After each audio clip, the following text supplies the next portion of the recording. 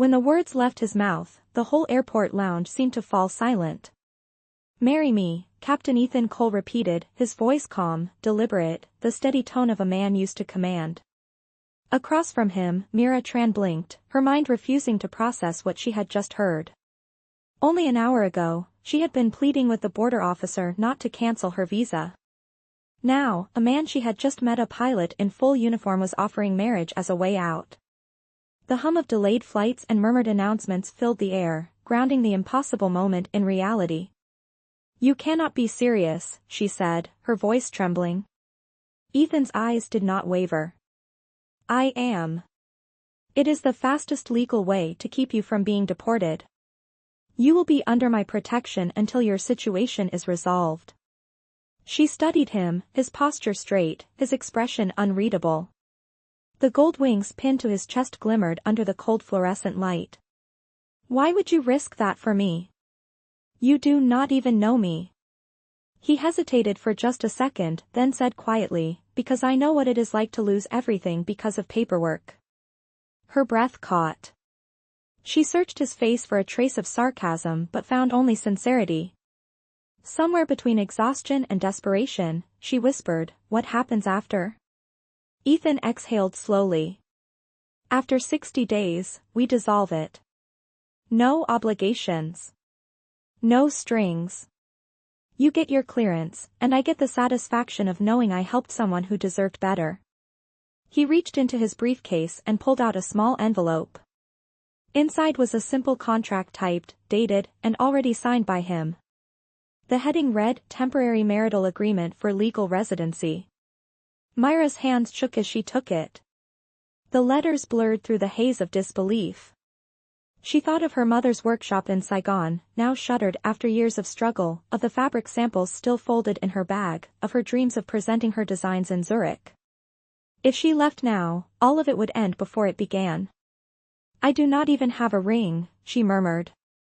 Ethan slipped his hand into his pocket and drew out a slender band, the silver ring that pilots wear to honor Flight 717, a symbol of safe return. "You can borrow this one," he said. "It has brought me luck. Maybe it can bring you a little, too." Her throat tightened. Everything in her told her to run, to say no, but when she met his eyes again, something steadier, something almost gentle looked back. "All right," she whispered. "I will do it." Hours later, beneath the quiet glow of an empty registry office, their signatures dried side by side on a single sheet of paper. No vows, no music, no flowers, just the scratch of pens and the faint hum of a ceiling fan. "Congratulations," the clerk said dryly, stamping the form. "You are now legally married." Mira looked down at the paper, then at Ethan, who offered the smallest smile. "Well," he said softly, "welcome aboard, Mrs. Cole." That night, she sat on the narrow hotel bed staring at the silver ring on her finger. Outside the window, planes lifted into the night sky, their red lights blinking like distant promises. The decision still felt unreal, suspended somewhere between hope and madness. In another room down the hall, Ethan stared at the same kind of ring, its twin resting on the nightstand beside his flight cap. He had done reckless things before, but nothing quite like this. As he leaned back in the chair, he muttered under his breath, 60 days. Just 60 days. Yet deep down, a voice he could not silence whispered that this might be the one landing he would never truly take off from again. 2 days after the quiet wedding, the sound of suitcase wheels echoed across the polished floor of Ethan's apartment. Mira stood in the doorway, her backpack slung over one shoulder, her eyes wide as she took in the space, a clean, minimalist home with airplane models lining the shelves and a view that opened onto the city's skyline. It was the opposite of her cluttered studio back home. "You can take the guest room," Ethan said, setting down her luggage. His tone was polite, professional, almost too controlled. "There are rules," he added, pulling a folded page from the kitchen counter. 3 to be exact. Mira raised an eyebrow. "Rules? For a fake marriage?" He nodded. "Rule number 1, we keep this private. No one outside my flight crew or your attorney knows. Rule number 2, no personal interference. You have your life, and I have mine. And rule number 3. He hesitated, meeting her eyes. No falling in love. Mira blinked, unsure whether to laugh or be offended. Do people really need to say that? Ethan's lips curved faintly. You would be surprised. She took the paper and tucked it into her sketchbook like a joke she was not sure she wanted to remember. The next morning, the new routine began. Ethan left before dawn, his flight bag in hand, and Mira stayed behind, sketching near the window while the city woke up. She could hear the distant sound of planes taking off every hour, each one reminding her of the strange deal that kept her here. But slowly, the silence began to fill with small, human details. A mug left on the counter with traces of coffee. A note that read, "Dinner's in the fridge." A steady rhythm of footsteps returning at night, always quiet, always tired. One evening, while Mira was ironing a blouse for her gallery meeting, she heard the apartment door open. Ethan walked in, his uniform jacket slung over one arm, his expression unreadable. "How was your day?" she asked, surprising herself. "Long," he said simply, loosening his tie. "Yours?" "Productive," she replied. "I found a place that might sponsor my designs. But they asked about my husband." He looked up sharply, and for a heartbeat, their eyes met in an awkward, fragile silence. "What did you say?" he asked. Mira hesitated. "That he flies too much to talk about love." Ethan chuckled quietly, rubbing the back of his neck. "Accurate." A flicker of warmth passed between them, the kind that comes from surviving the same strange secret. Days blurred into weeks. They learned each other's rhythms, how she hummed when she drew, how he tapped his fingers when thinking, how both of them preferred black coffee and quiet mornings. Sometimes, he would catch her standing by the window, watching planes trace silver lines across the dawn. "You really love watching them, do you not?" he asked once. "They remind me that something small can go so far," she said softly. That night, he found himself lingering in the hallway outside her room, listening to the faint scratch of her pencil against paper. On her desk lay the silver ring, his pilot ring carefully sketched into the corner of a page. The next morning, they sat across from each other at breakfast, two strangers bound by ink and circumstance, trying not to notice how normal it all was beginning to feel. "Only 48 days left," he said, glancing at the calendar. Mira smiled faintly. "You are counting down?" "Just being practical." "Or afraid," she teased. He looked up, startled, then laughed, a rare, unguarded sound. "Maybe both." For the first time since Zurich, the walls between them felt thinner, like clouds parting before a clear sky. Neither of them said it aloud, but both knew something subtle had begun to shift, something no rule could quite contain. The following weeks unfolded like a quiet rehearsal for a life neither of them had planned. Mira adjusted to the rhythm of the apartment, the smell of jet fuel on Ethan's jacket when he came home, the way he aligned everything on the kitchen counter with military precision, the late-night glow of the city against his silhouette when he stood by the window unable to sleep. One evening, while sorting through a pile of letters on the table, Mira found an embossed envelope marked with the airline's insignia. "Annual Aviation Gala," she read aloud. "Black tie. Spouse's welcome." Ethan glanced up from his coffee. "It is a formality," he said, his tone neutral. "You do not have to come." Mira tilted her head. "You mean, the wife you married to save from deportation should stay home on the one night people actually expect her to exist?" He sighed, realizing there was no graceful way to argue. "Fine," he said. "Just be ready at 7. The day of the gala, the city shimmered in gold light as evening fell. Mira stood before the mirror in a simple ivory dress she had altered herself. She had sewn a line of silver thread along the waist, a subtle reflection of the pilot's ring she still wore. When Ethan stepped into the room in his tailored black suit, for a moment, words failed him. "You look," he paused, the word caught between admiration and restraint. "Like someone who could get me fired," he finished with a faint smile. "Good," she said, picking up her clutch. "You could use a little trouble." The ballroom was all crystal and chandeliers, filled with laughter and polite ambition. Ethan introduced her to executives, fellow captains, and investors. Mira played her role with quiet grace, answering questions, smiling when expected, slipping her hand into his arm when cameras flashed. But beneath the performance, something real began to pulsate, a thread of warmth she could not quite ignore. During the dinner, a reporter approached their table. "Captain Cole, you once said you did not believe in marriage," he said with a grin. "What changed your mind?" The room seemed to pause. Ethan looked at Mira, his gaze steady.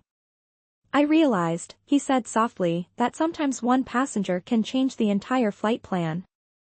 Laughter and applause followed, but Mira sat frozen, her heart pounding. He had said it like he meant it. Later, when the music swelled and couples drifted to the dance floor, Ethan extended his hand. "We should at least look convincing," he murmured. She hesitated, then took it. His hand was warm, his grip firm but gentle. As they moved in slow circles under the chandelier, the world around them blurred into gold light and distant violin notes. "You are not so bad at pretending," she whispered. "Neither are you," he replied.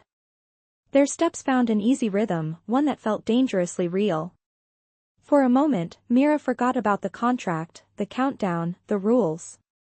She only felt the steady beat of his heart under her palm and the quiet certainty that this whatever it was could not stay pretend forever. When the song ended, he released her hand too quickly, as if afraid of what might happen if he held on longer. On the drive home, silence filled the car. The city lights flickered past like falling stars. At a red light, Ethan spoke without looking at her. "Thank you, for tonight. You made everything easier." Mira turned toward him, her voice soft but steady. "Ethan, was any of it real?" He gripped the steering wheel tighter, the muscles in his jaw flexing. "It was supposed to be simple," he said. "But I do not know anymore." The light turned green, and the car moved forward, but the air between them stayed suspended thick with words neither dared to say. In the reflection of the window, Mira saw her own face beside his, two strangers tied together by ink and circumstance, both pretending to fly while secretly learning how to land. The morning after the gala, sunlight filtered through the blinds, tracing gold lines across the living room floor. Mira sat on the couch, her coffee untouched, staring at the folded newspaper that lay open beside her. Across the front page, a headline read, "Captain Cole's Secret Marriage: Who is the Mysterious Woman?" Her stomach twisted. The article featured a photo from the gala, Ethan's hand resting lightly on her waist as they danced. Someone had leaked the story. When Ethan came out of his room, his shirt half-buttoned, she held up the paper. "You said this was private," she said quietly. His eyes darkened as he took the page. "I did not do this." "Then who did?" she asked. Ethan sighed, running a hand through his hair. "There are people in the company who want leverage over me. This gives them a perfect headline." Myra's throat tightened. "So what happens now?" He looked at her, his voice low. "Now, I protect you. But we have to act like this was real from the start." The hours that followed were a blur of phone calls, emails, and damage control. Public relations demanded a statement, the airline's board wanted answers. By noon, a flood of online speculation filled the news feeds, painting Mira as everything from a gold digger to a publicity stunt. The comments stung more than she expected. When the phone finally stopped ringing, she sat in silence, her eyes red, her voice trembling. "This was supposed to be temporary," she whispered. "I did not sign up to be humiliated." Ethan crouched beside her, his voice steady but urgent. "Mira, listen to me. You have nothing to be ashamed of. They can say whatever they want, but I know who you are." She shook her head, pulling away. "You do not. You know the version you created for convenience." The knock at the door cut through the tension. Ethan opened it to find his colleague, First Officer Jensen, standing there with a somber expression. "The board is calling an emergency meeting," Jensen said. "They are talking about suspending you pending investigation." Ethan nodded, jaw tight. "Tell them I will be there." When the door closed, Mira rose from the couch, her voice barely above a whisper. You are being punished because of me. No, Ethan said firmly. Because of them. Because people love a scandal more than the truth. That evening, they stood together outside the airline's headquarters, facing a wall of flashing cameras. Ethan reached for her hand, a silent reassurance, and for the first time, she did not pull away. Reporters shouted questions, microphones thrust forward. Captain Cole, was this marriage a cover-up? Miss Tran, did you marry him for money? Mira felt her pulse racing. She glanced at Ethan, who met her gaze with quiet strength, then turned to the cameras. We married to protect my legal status, she said clearly. A wave of noise erupted. She waited, then continued, her voice steady. But in the process, I learned what integrity looks like. Captain Cole did not need to help me, but he did. And whatever anyone chooses to believe, I will not be ashamed of kindness. The crowd hushed. Ethan looked at her, something unspoken in his eyes, pride, gratitude, maybe even love. Inside the building, the boardroom was cold and tense. Ethan answered every question, his tone precise but defiant. When asked if his personal life had compromised the company, he replied, my life, my choices, and my marriage have hurt no one. What hurts this company is the obsession with image over humanity. The silence that followed said more than any defense could. Hours later, when they finally left the building, the night air felt lighter. Mira leaned against the car, exhaustion softening her voice. You could have denied me. You could have said it was all fake. He looked at her, eyes tired but warm. It was supposed to be fake, he said quietly. But somewhere between the rules and the lies, I started to forget which part was pretend. Mira's heart ached at the honesty in his tone. For a long moment, neither spoke. The city buzzed quietly around them, 1,000 stories unfolding, but theirs had just crossed a line neither could uncross. She looked down at the silver ring glinting under the streetlight, then back at him. So what happens now? Ethan smiled faintly. Now, we stop pretending. That night, the apartment felt heavier than ever. The silence between Mira and Ethan stretched like a thread ready to break. The headlines had calmed, but the damage lingered. Ethan had been placed on temporary leave while the investigation continued, and the uncertainty pressed on both of them. Mira stood by the window, her sketchbook open but untouched. The city lights shimmered below, and somewhere far off, a plane blinked across the night sky. You miss it, do you not? She asked softly. Ethan turned from the kitchen counter, his tie loosened, his eyes tired. Flying? He paused, then nodded. It is the only place that ever made sense. Mira closed her sketchbook and faced him. You can still make sense of this, too. They cannot ground you forever. He gave a faint smile. You sound like someone who has never met an airline board before. She walked closer, her tone quiet but firm. I have met fear before, it behaves the same way in every room. The truth of her words landed heavier than either expected. Ethan looked at her, really looked at her, the woman who had walked into his life out of chaos and somehow steadied it. You should not have had to go through any of this, he said. If I had handled it differently, you did what you thought was right, she interrupted gently.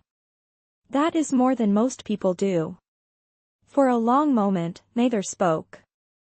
Then, in a rare impulse, Ethan reached into the cabinet and pulled out a bottle of whiskey.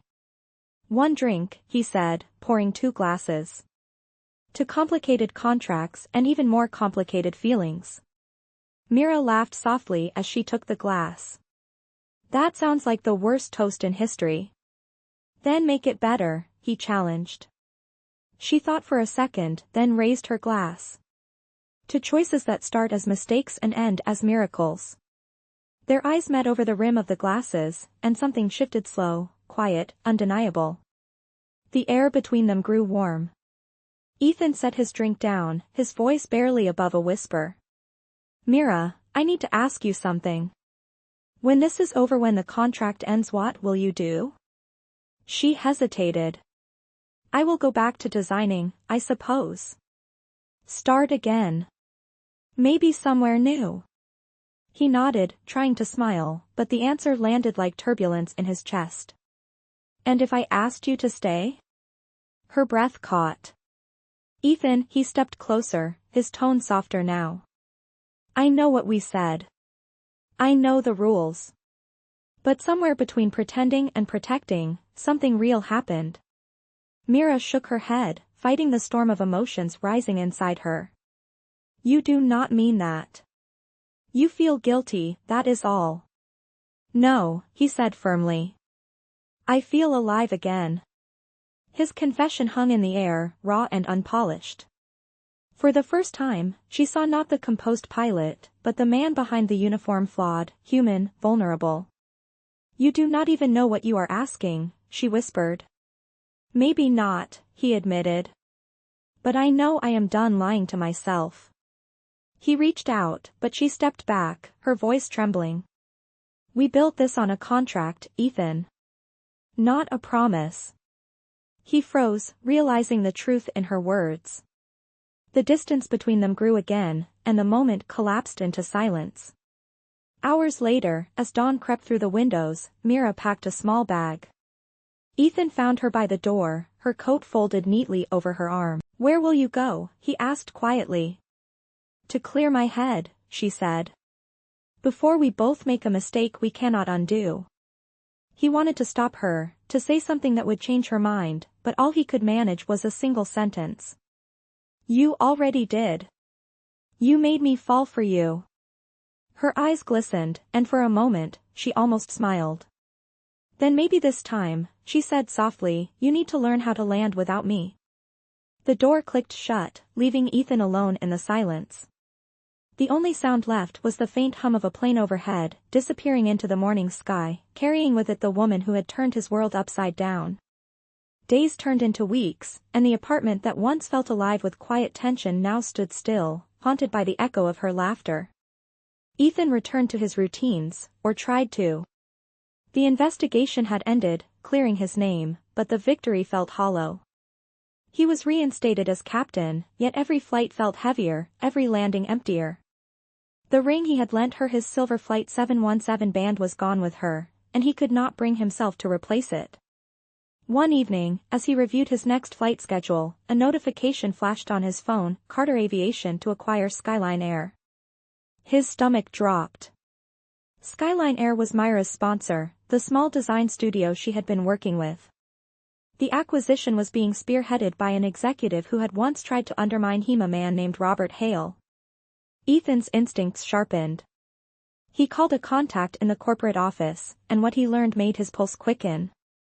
Hale was using the acquisition to leak details about Ethan's scandalous marriage, attempting to pressure the board into removing him again. Myra's name was in the documents. He clenched his jaw.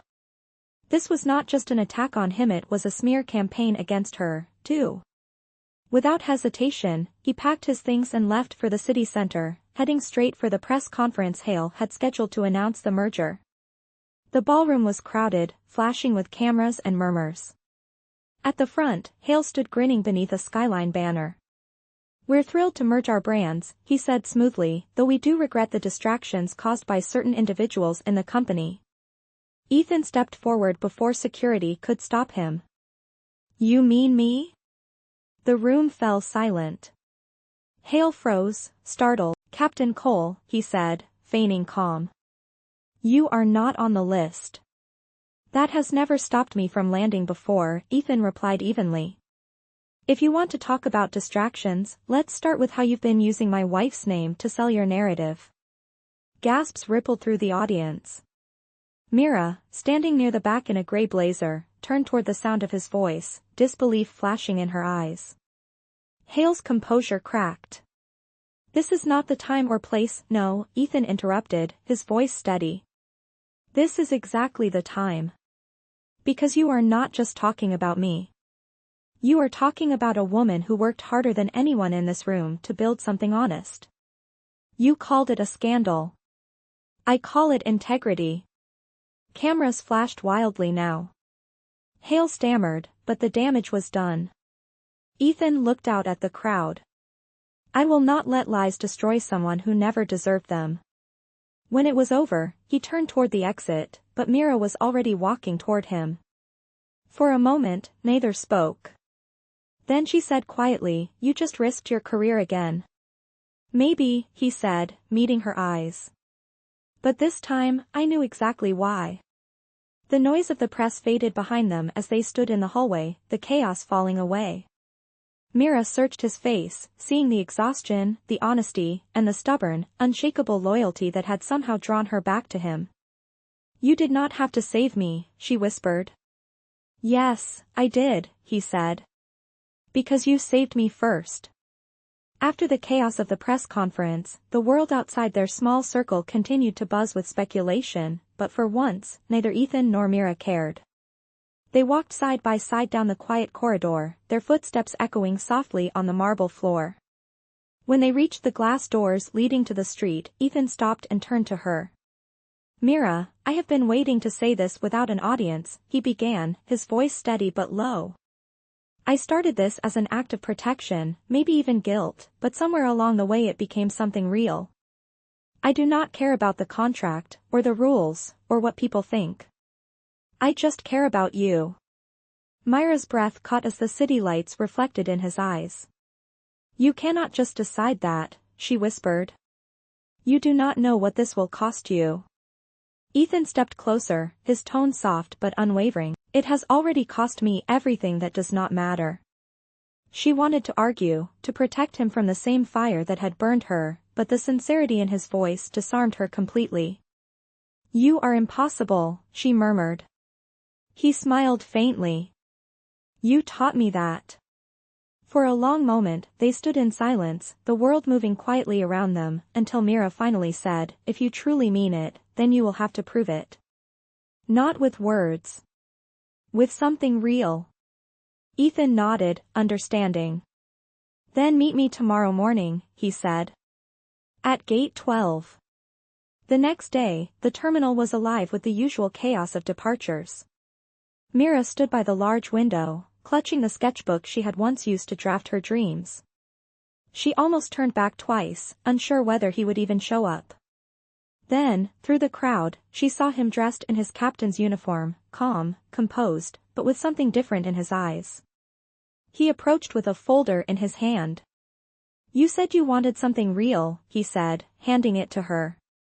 Inside was a notarized document, the dissolution of their original marriage contract. "I am setting you free," he said quietly. "No conditions, no obligations. You owe me nothing now." Mira blinked, taken aback. "Why would you do that?" "Because love is not a contract," he said.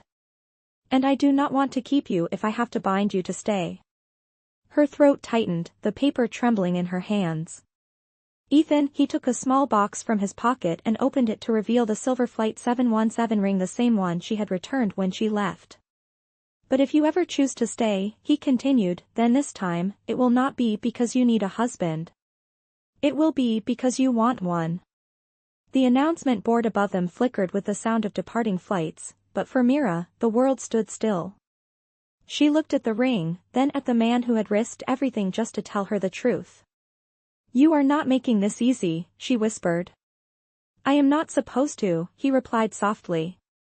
"Real love never is." For a moment, neither moved. Then Mira reached out, her hand trembling, and closed his fingers around the ring. "Keep it," she said. "If I come back, I will know where to find it." As she turned toward the gate, Ethan watched her go, the faintest smile tugging at his lips. For the first time in years, he felt at peace. Whether she stayed or left, he knew he had finally landed somewhere that felt like home. 1 year later, the sky above Zurich was painted in soft morning light as passengers filled the terminal for Flight 717. Ethan adjusted his uniform collar, scanning the crowd with the calm focus of a man who had learned patience the hard way. The past 12 months had reshaped him. His suspension had been lifted, his name cleared, and he had quietly founded a new aviation program that provided scholarships for underprivileged students who dreamed of becoming pilots. Yet despite the new beginnings, one absence still lingered like a soft ache he had learned to live with. Mira had disappeared into her work, traveling between Paris and Milan, building her own fashion brand from the ground up. He had followed her success only through the occasional article or photograph. Each time, she looked more at home in her world, and he convinced himself that letting her go had been the right choice. As the boarding announcement played, Ethan walked through the jet bridge toward his cockpit. He was about to close the door when a familiar voice stopped him. "Excuse me, Captain. Is there still room for one passenger?" He turned, and there she was, Mira, standing in the doorway with a passport in one hand and a small silver ring glinting between her fingers. For a moment, the world fell completely silent. "You are late," he said, his voice softer than he intended. "I almost missed the flight," she replied with a faint smile, "but I figured this one was worth running for." He stared at her, searching for words, but she held up the ring first. "I believe this belongs to you," she said. "Or maybe it belongs to us." His breath caught as she stepped closer. "I built my dream," she continued, "and every design, every runway, every city I kept thinking about the one person who never treated me like I was less. You once told me you wanted to land somewhere real. Well, I am done flying alone." The passengers waiting nearby began to smile, sensing the unspoken reunion unfolding before them. Ethan took the ring from her hand and slipped it back onto her finger. "Flight 717, he said quietly, "cleared for takeoff." She laughed through the tears that gathered in her eyes. "Together this time," she whispered. He nodded. "Always." As the engines roared to life, the plane lifted above the clouds, leaving the city behind. Inside the cabin, Mira looked out the window, her hand resting over his. The silver ring caught the sunlight, casting a soft glow on both their reflections. For the first time, neither of them was pretending. What had begun as a contract had become something far greater, a promise written not in ink, but in the way they chose to stay. And as the aircraft soared into the open sky, the voice of the captain came over the intercom, calm and steady. "Ladies and gentlemen, this is your captain speaking. Thank you for flying with us today. Welcome aboard Flight 717, where every landing is just another beginning."